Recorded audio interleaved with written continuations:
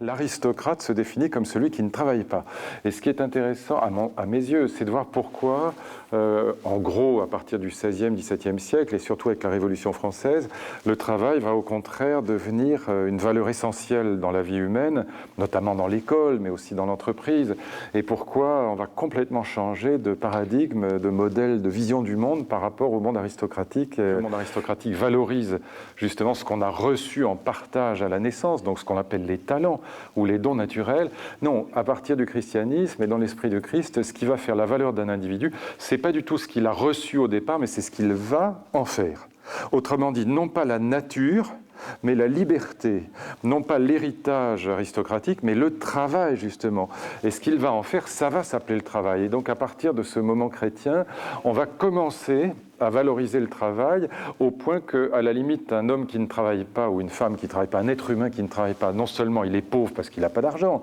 mais aussi c'est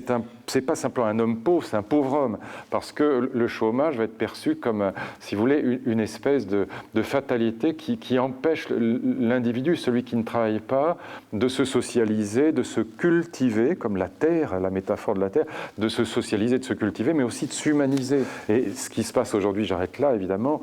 c'est que d'une certaine façon, on est en train de sortir depuis une quarantaine d'années de cette période de valorisation du travail qui a été le fait du monde méritocratique, du monde républicain et démocratique, en gros entre la Révolution française et aujourd'hui, et on est en train de rentrer à nouveau dans une civilisation dans laquelle le travail est dévalorisé, ce que symbolise aussi bien d'ailleurs les 35 heures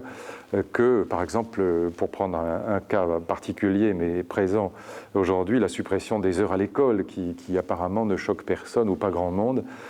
alors que bien évidemment on ne pourra pas apprendre autant de choses qu'on en apprenait avant avec un temps qui se raccourcit d'année en année. Et pour moi en tout cas, un des buts de mon existence, c'est d'arriver à faire en sorte que mon travail qui me permet de vivre soit la même chose que la passion qui me fait vivre. Et quand on arrive aux deux, c'est évidemment l'idéal. Mais c'est rare, c'est une vraie chance.